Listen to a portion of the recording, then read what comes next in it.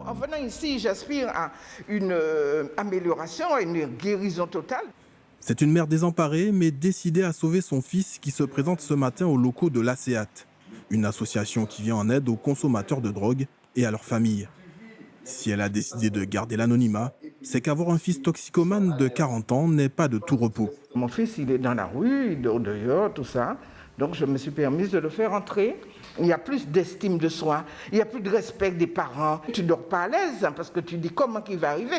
Est-ce qu'il va trouver le trou de la serrure pour ouvrir la porte? On ne sait pas non plus s'il pourra ouvrir la barrière pour entrer. Donc c'est une souffrance, la journée et la nuit. Chaque vendredi, ici on écoute et on prodigue des conseils.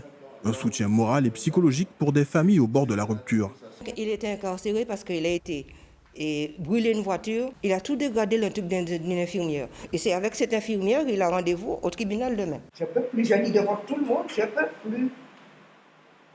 Ce qui est important, c'est que tu ailles mieux. Et moi, ce que je veux, c'est que tu ailles très, très bien. Président de l'association, Roland Marianne connaît malheureusement le sujet. Durant 25 ans, il a consommé du crack. Cette drogue peu onéreuse mais terriblement addictive a failli tout lui prendre. Son argent, sa santé et même sa famille.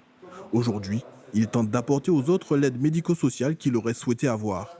Tu prends une fois de la drogue, surtout le crack ou le cannabis, ça vous met tellement dans un état tellement euphorique qu'on recherche toujours ce plaisir. C'est destructeur pour l'usager et c'est encore plus destructeur pour la famille. Ce sont des dépressions, des malaises, de la fatigue, de la déprime, de l'amertume. Donc la famille peut subir tous ces fléaux-là par rapport à sa codépendance avec l'individu qui consomme.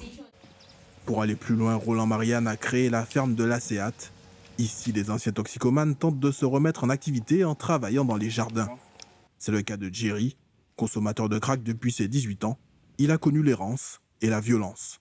Je ne perds pas mon temps à marcher dans la rue comme avant. Je prends mon temps à travailler ici, à couper des herbes, à faire de la jardinage et tout. Ça ne me donne pas le temps de réfléchir à aller fumer ou pas fumer. Ça ne me donne pas le temps de faire ça. Et je te jure que ça m'aide à m'en sortir à la grâce de Dieu. Dans ses malheurs, Jerry a une chance que peu de toxicomanes connaissent. Je remercie beaucoup aussi ma famille qui ne m'a pas rejeté, qui est toujours là avec moi. Aujourd'hui, ils te disent quoi? Ils me disent bravo. Ils sont contents. Moi aussi, je suis content. Si, comme Jerry, certains tentent difficilement de se réinsérer, sur fond de misère sociale, crack, cocaïne et cannabis plongent des familles entières dans une spirale morbide. Des produits stupéfiants en transit vers l'Hexagone qui laissent dans leur sillage leur cortège de douleurs.